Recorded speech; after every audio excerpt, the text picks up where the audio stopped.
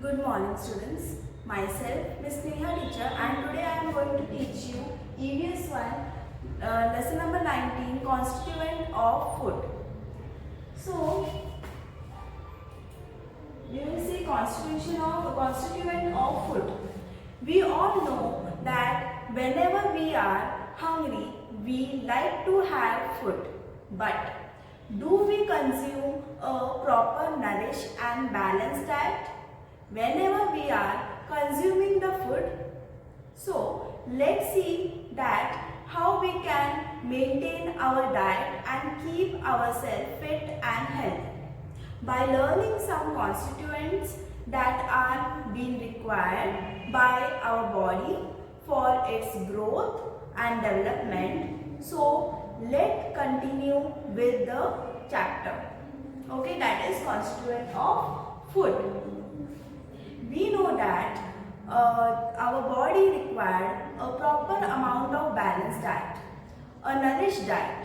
So this diet should contain all the constituent, and this constituent you have studied in your previous classes. So which all things are there in constituent of food? That means the food should have fats, protein, vitamins, minerals and carbohydrates. Now you can see a food pyramid in this next picture. See here, you can see the food pyramid here. So this food pyramid tells us that particular constituent should be consumed in what amount. That means the major amount should be of carbohydrates. Then the pyramid is going upward. We know the pointed is there. Okay. Then vitamins and minerals little less than the protein, and the fats should be very less because it increases your obesity. So it is very important whatever constituent of food are there, that should be consumed in a right amount, in the right proportion. The next is carbohydrates. Now first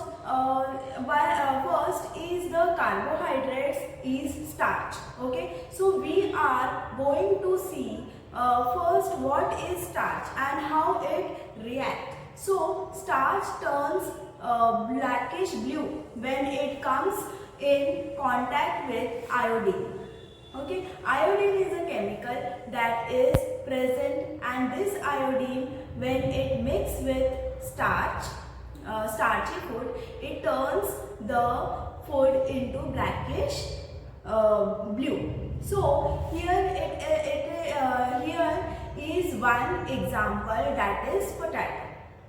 So when you cut the potato and put iodine drops on the potato will turn into blackish blue. In the same way, sagu, that is sabudana. Okay, and sweet potatoes also contain starch. Cereals like jowar, bajra, wheat, rice contains a lot of starch. That is why sometimes your mother cooks rice. She removes the excess amount of water and then only she keep it for boiling. So whatever the extra amount of starch is there, that being removed from the food. Okay, you can see the example of this. That is the potatoes.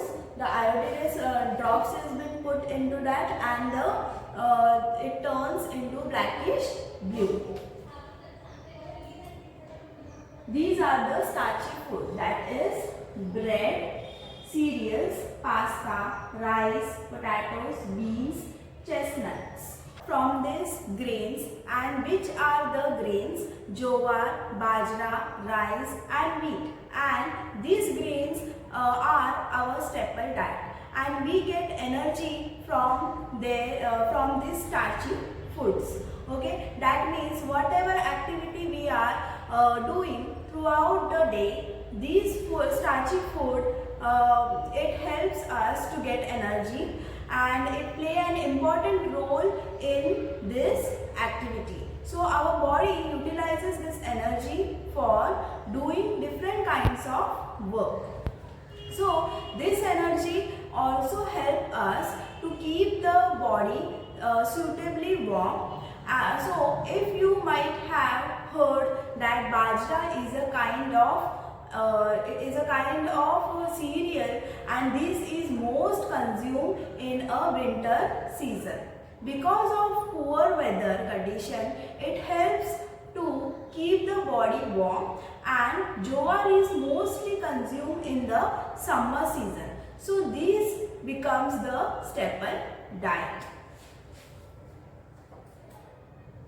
Next is sugar. Foodstuff that taste sweet contain different kind of sugars.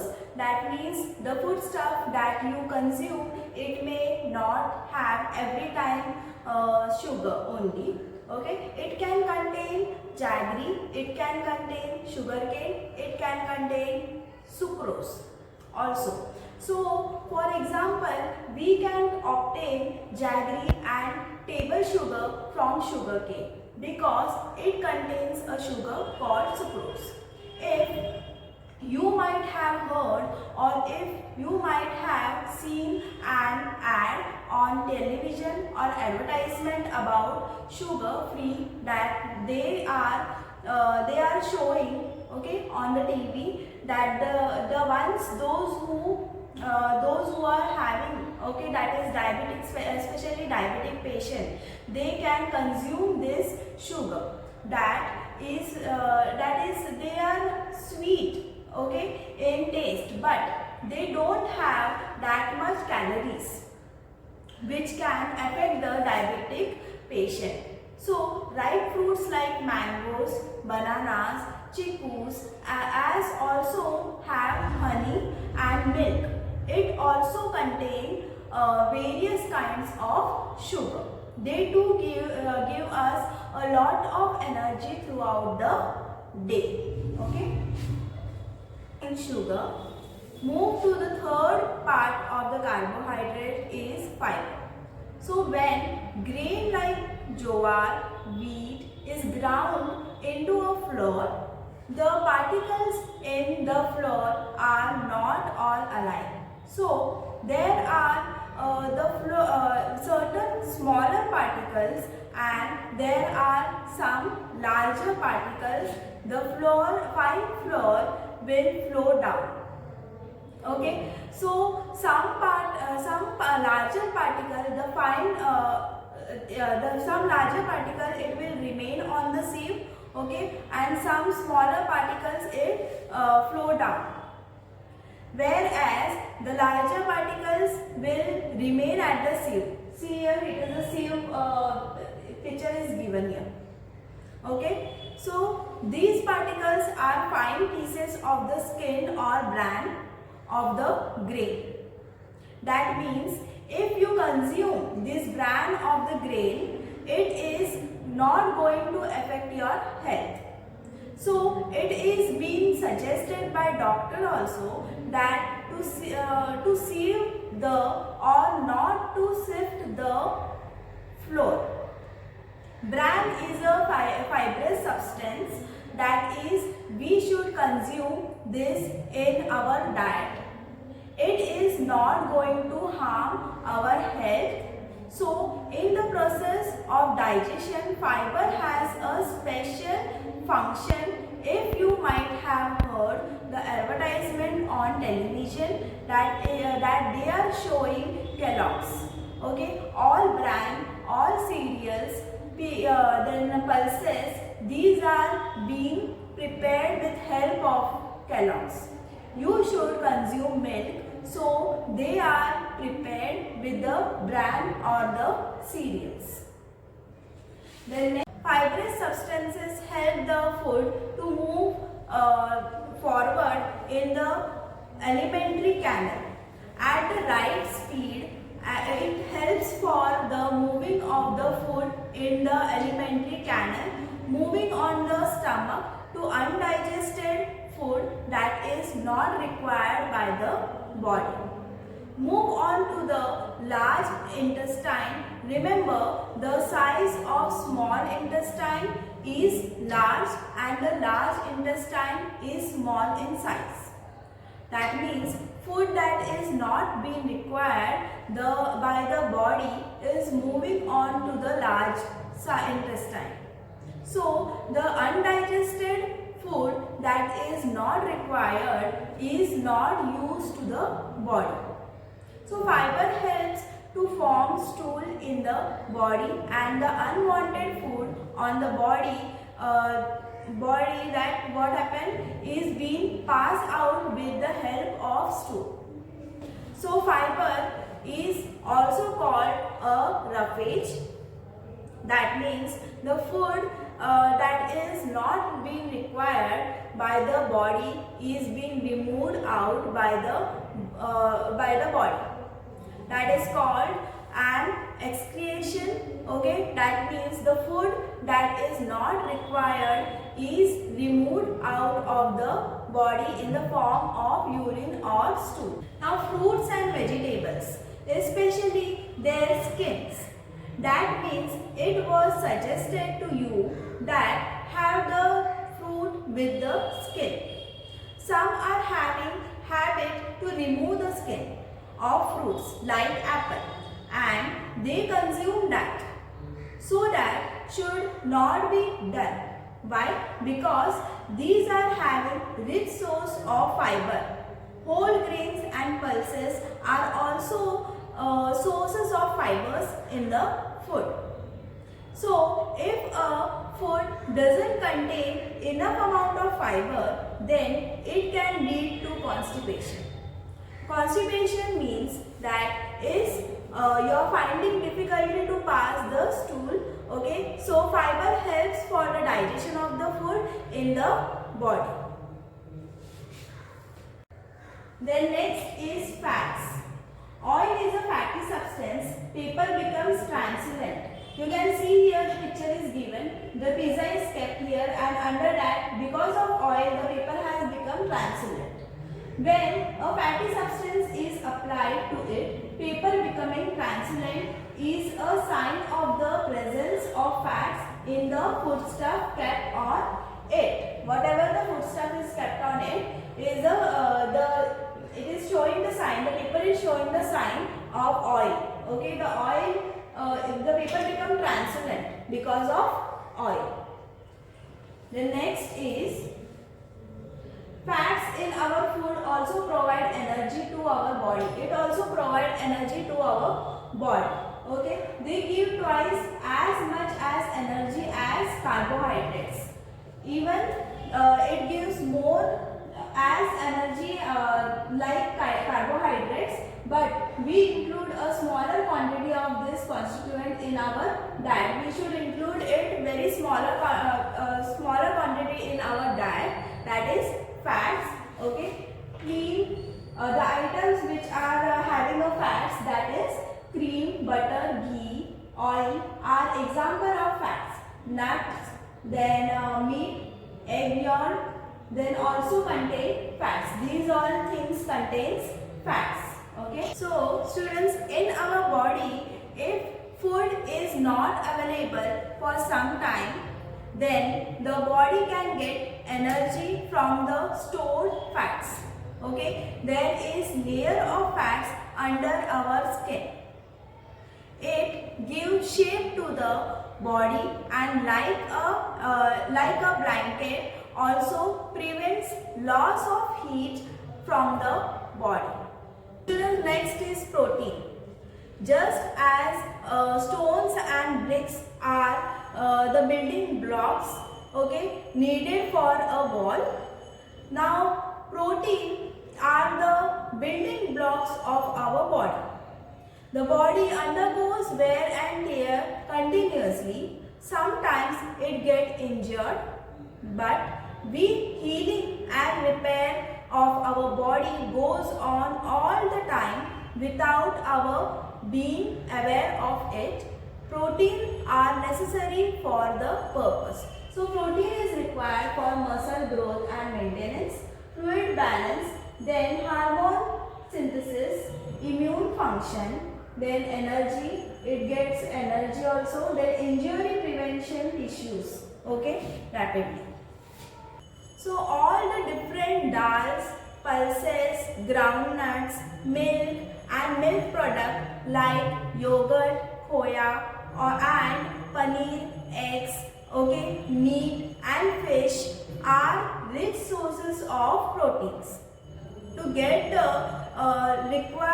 required protein, our daily diet should include dal, pulses as well as milk and milk product. So protein is very important for our health. Macronutrient. Now what is macronutrient? Our body requires carbohydrates, okay, then fats and proteins. These is required to our body. Now in large proportion it requires. These food constituents are called macronutrients. These foods are known as macronutrients, that is carbohydrates, proteins and fats. Then next is micronutrient. What is micronutrient? In addition to the macronutrient, we need a certain food constituent in very small quantities. Now it is required in only very small quantity it is required for our body. So these micronutrients are vitamins and minerals. So what is required in a small quantities? That is vitamins and minerals, which are required in a small quantities in our body. So it is called as micronutrients. Now vitamins, the different vitamins are named using the letters of the alphabet. For example, vitamins A, B, C, okay, D, E and K are the most important vitamins. For example, a deficiency of vitamin A over a long period result of night blindness. Okay, if A vitamins is not there, the person may happen a night blindness. A deficiency of vitamin D result in weak and brittle bones. If vitamin D is not there in the person's body, then what happens? He may be weak, okay, or he may be suffer from brittle bones. Then vitamins gives us the ability to resist diseases. Next is minerals. Now minerals is also important for our body, that is iron, calcium, sodium, potassium, okay, are example of minerals that are essential. It is very important for our body. They are needed in very small quantities, but they have an important part to play in all the necessary functions of our body.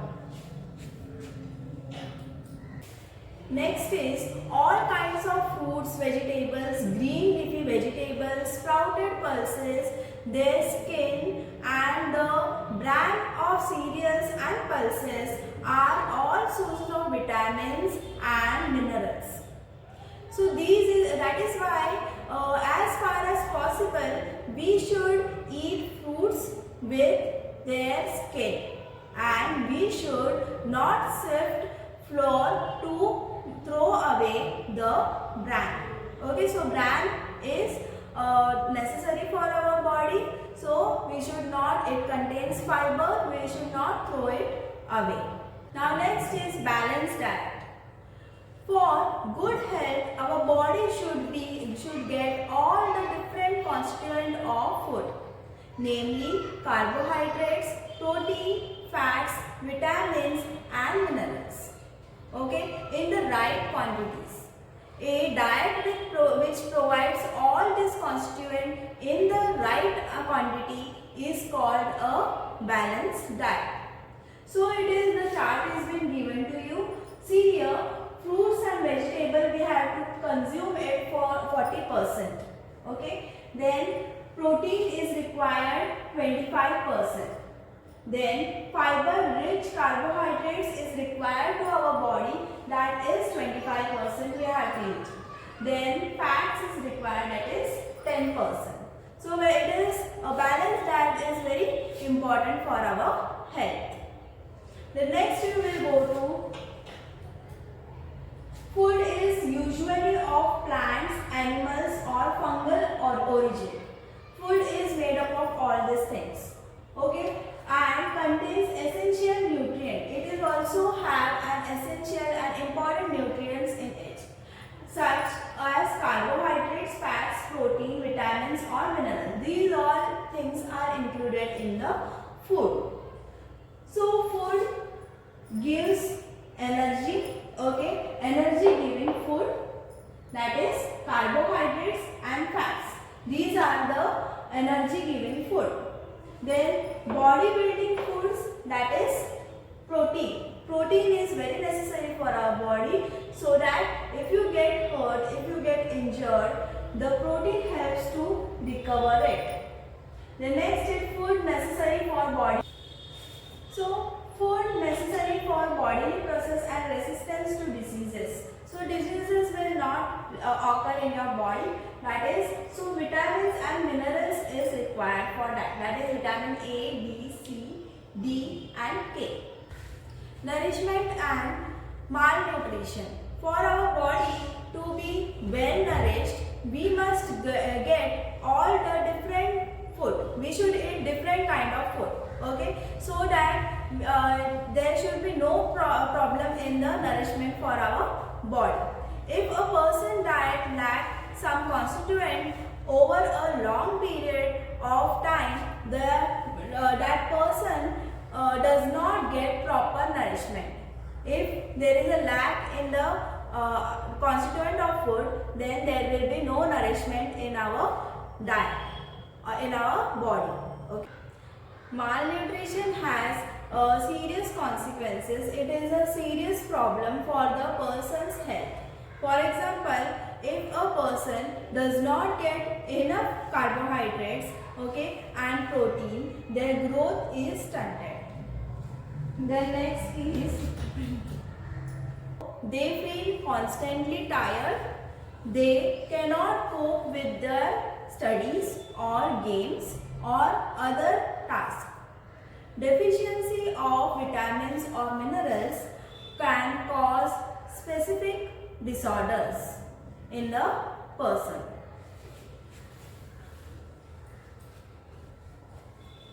Then there are some misconceptions about diet. If a child eats sweet, chocolates, cakes, fried stuff, etc. and grow fat, some people think that the child is healthy. Some people think that the child is healthy if he will eat all these things and he is fat. But if you eat only one kind of food, if the child is eating only one kind of food, okay, that is he is going on eating one kind of food, that is cake, he like it, he is going on eating cake, okay, so one kind of food stuff he is eating, your body does not get all the necessary food constituent, your body is not getting all the food, protein, vitamins and carbohydrates, whatever it is there, all the constituents in our body is not getting it. Such a person would be malnourished. Okay, such a person is known as malnourished.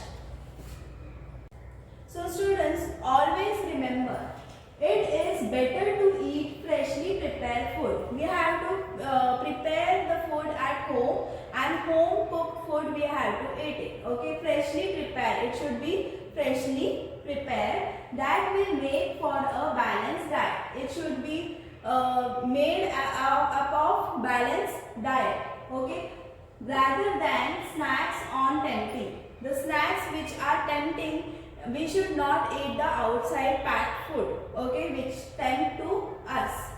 So ready-made foods you see in the market, whatever the ready-made foods you are seeing in the market, that you have to avoid it. So students, what we have learned, the body gets energy from carbohydrates. Carbohydrates gives energy. Okay, then proteins are necessary for the growth of the body as well as for the repair of the wear and tears of the body. So protein is required when we get injured. So protein is required to recover the body. Okay, the skin. Then our body gets energy from fats too. Even our body gets energy from the fats. Although our body needs vitamins and minerals, our body needs vitamins and minerals in small quantities. A deficiency of any of them can lead to a disease or disorder. Fruits, vegetables and their skin, cereals and pulses are all sources of fiber. Now these all includes all sources of fiber. That is fruits, vegetables, whatever we are eating, and we have to eat the fruits skin also. We should not throw it away. Okay. Then from each of the food item that we eat, we get more than one food constituent. Okay. The one food constituent is from each of the food items that we eat. Whatever we are eating, we should get more than one food constituent in it if we get. If the diet does not include all the food constituents is carbohydrates, protein, fats, we are not getting it, not include all the food constituents in the right proportion. So what happens? It leads to malnutrition. Then malnutrition is a serious problem. Okay, so it has serious consequences. It is a serious problem for a person's health. So student, I hope you understood the chapter. Thanks for watching. Keep learning and have a nice day.